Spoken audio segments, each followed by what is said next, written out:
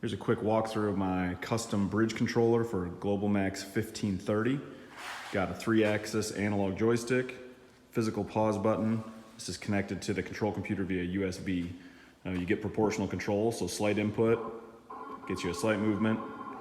The medium input gets you the medium speed. Full input gets you quick traverse.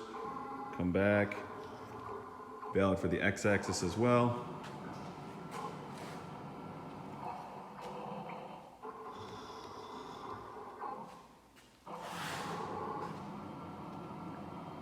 Allows the operator to stay with the machine, position the head as needed. Twist controls the z-axis.